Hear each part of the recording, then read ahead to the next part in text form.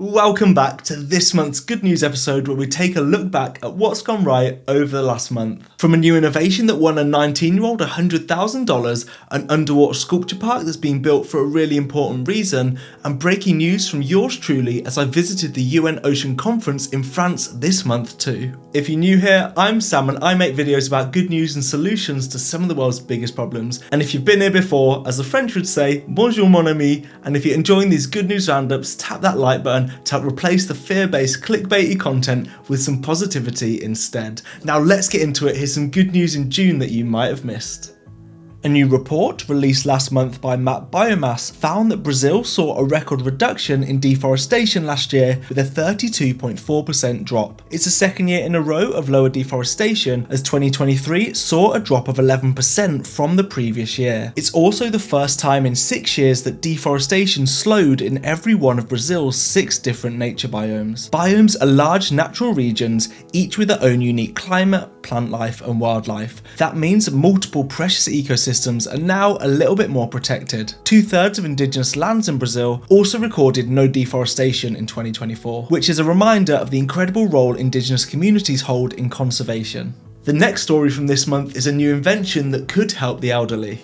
Engineers in the US have created a robot that can help look after older adults at home, supporting them as they go about their daily routines, and it can even catch them if they fall. Developed at MIT, the Elderly Bodily Assistance Robot, or EBAR, acts like a mobile set of robotic handlebars that follows users around their home, offering stability and balance when needed. It can support a person's full weight and quickly deploys airbags to prevent injuries during a fall, which are the leading cause of injury in adults who are 65 and older. In lab tests, EBAR proved effective in common household situations where falls are most likely, helping users bend down, reaching overhead, or stepping over obstacles like the edge of a bathtub. Its heavy-duty base and flexible arm structure allow it to lift and stabilize users safely, while its compact omnidirectional wheels make it easy to maneuver through tight spaces. They also intentionally designed the solution without a harness to give users more independence and mobility. Though the robot is currently operated by remote control,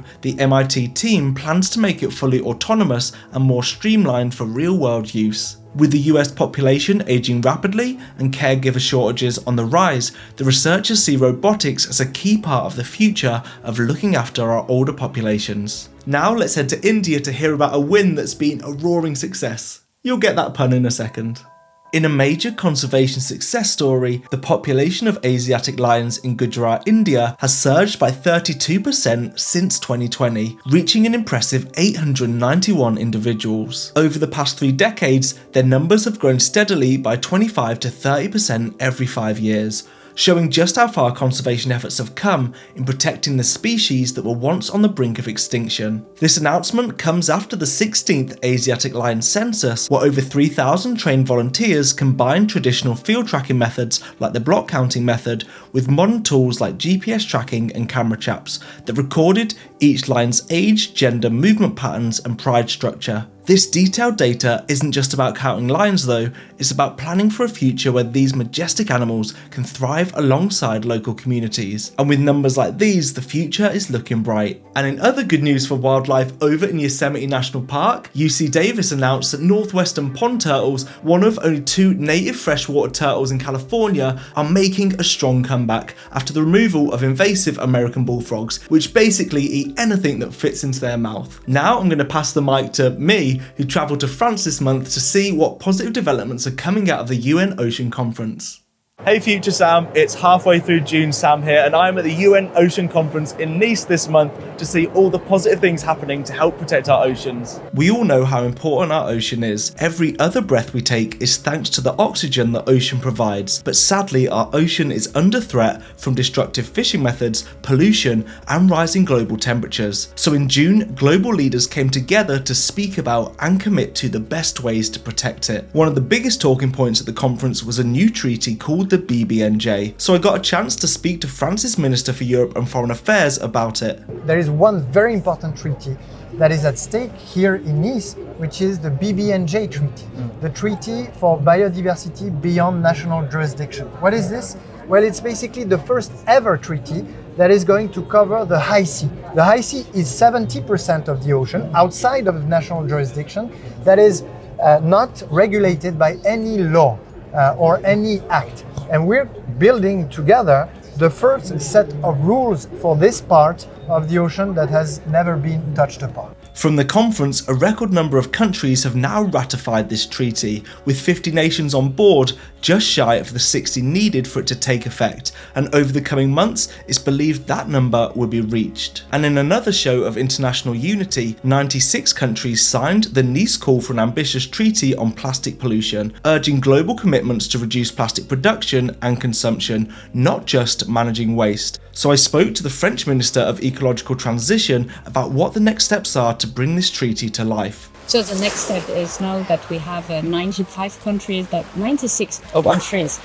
to liaise with different countries to have some diplomatic activities to see whether we can find the way to word the treaty that can help to find a solution for the countries that are not so keen to have this ambitious treaty. Every country will suffer massively of plastic pollution in 20 coming years. So there is a common interest in having an ambitious treaty, but we know that there are some economic interests. So how can we turn those economic interests so that instead of resisting to reduce plastic production, they can invest in alternatives and give us a solution that will allow us collectively to reduce plastic pollution. Other good news included Samoa announcing it will fully protect 30% of its oceans with 9 new marine protected areas. This is me and Samoa's Minister of Environment. What a guy. In similar news, the world's largest marine protected area will be created in the Pacific, covering over 5 million square kilometres. Plastic Odyssey and UNESCO announced a landmark partnership to restore 50 marine World Heritage sites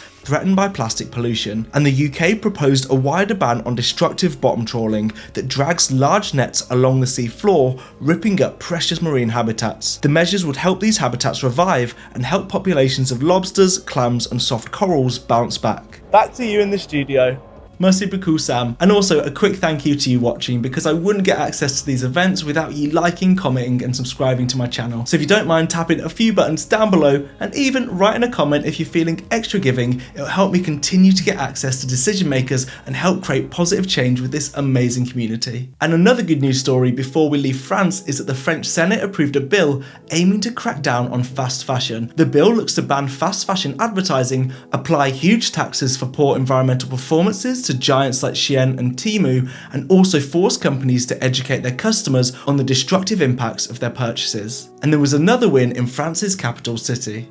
The Seine River in Paris, once declared essentially biologically dead, has been transformed back into a thriving ecosystem thanks to 50-year-long restoration efforts. Back in the 1970s, only 3 species of fish could survive in the polluted and low oxygen conditions, but since 1990, fish species have nearly tripled, and today nearly 40 different fish and diverse marine life swim in its waters. The planned public swimming sites along the Seine in the summer of 2025 will mark the complete transformation of this once toxic waterway. And in an effort to clean up waterways in Spain, Spain is set to ban flushing wet wipes and force the manufacturers to pay to clean up the sewers. The draft law also aims to stop the release of disposable party balloons to help fight the abundance of single-use plastic on Spanish beaches. This next story takes us to China.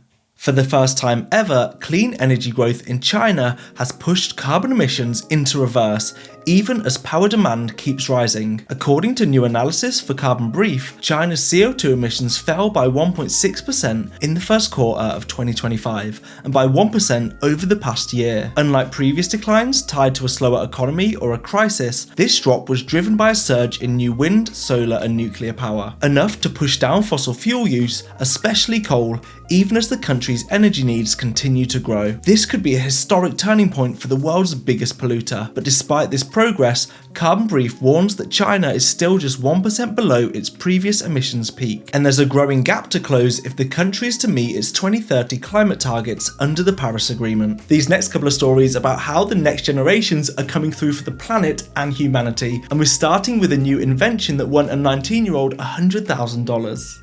A 19-year-old from Slovakia won $100,000 for inventing a cheaper and faster way to make antiviral drugs out of corn husks. Adam Kowalczyk found a new way to produce Galidosavir, a drug designed to help fight dangerous viruses like COVID-19, Ebola and Zika. His breakthrough also slashed the cost of producing the drug from $75 per gram to just $12.50. The key to his cost-saving innovation was starting with furfuryl alcohol, a low-cost chemical that comes from corn husks and other agricultural waste that is much cheaper than the materials normally used to make antiviral drugs. From there, he created a faster process that reduced production time from 9 days to just 5. His work earned him the top prize of $100,000 at the Regeneron International Science and Engineering Fair in Ohio. He now plans to use the prize money to scale his work up with researchers at the Slovak University of Technology, and hopes his method will lead to more affordable antiviral drugs around the world. And just when you thought we were done with past Sam, this month I also travelled to Iceland for the Young Inventors Prize. Honestly, I'm so shattered and in desperate need of a good sleep.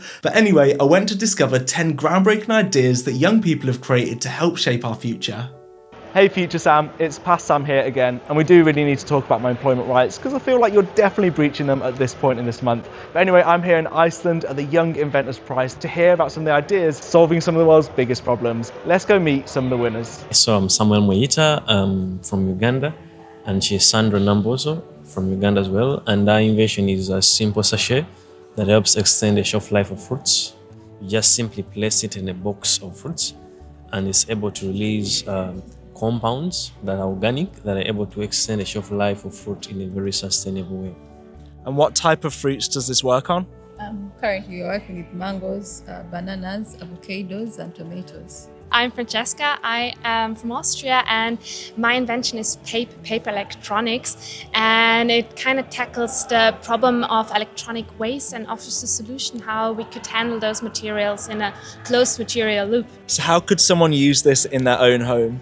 I worked it out on small electronic devices, household devices like a Wi-Fi router or a smoke detector, things that often got overlooked but produce a lot of waste. The People's Choice Prize in the Young Inventors Prize 2025 goes to Pilar, Pablo and Luis!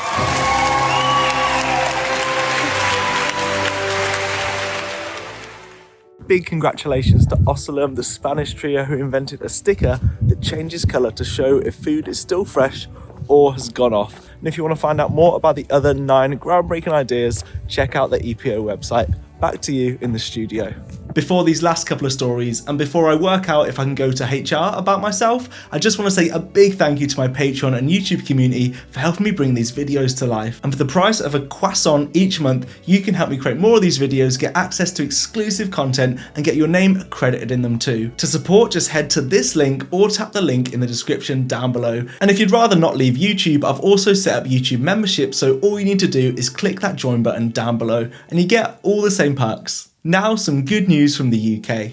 300,000 native trees have been planted across the hills of Yorkshire Dales National Park to help restore the ancient woodland it once had, and the birds are absolutely loving it. Centuries of sheep grazing had left the hills iconically bald, but a careful 12-year rewilding scheme that followed the blueprint of ancient tree roots, utilised native species, and was fenced away from grazing sheep has helped to change that. The Yorkshire Dales Millennium Trust, Woodland Trust and others have been working together with the current aim to increase the area of the national park covered in woodland from about 4% in 2020 to 7% by 2030. Now each year more species of birds are arriving and breeding, like reed buntings, skylarks and stonechats, who interestingly make a call similar to two stones being struck together. Where assigning woodland versus farmland can often be a tension, this project was a lifeline rather than a threat. Without government subsidies, which are fast disappearing, sheep farmers generally make a loss overall. This scheme offered much larger and profitable payments for maintaining trees and fences and sacrificing grazing areas, supporting local farmers as well as nature. It's an exciting example of how woodland and farmland can be partnered together for conservation and could maybe be replicated across other grazed woodland in the UK. Prasiddhi Singh in India also made the news this month for planting 14 fruit forests in government schools, offices and community areas with the help of thousands of volunteers. And at 12 she's planted over 150,000 trees. And for our final story, let's hear about why a 7-mile underwater sculpture park is being built.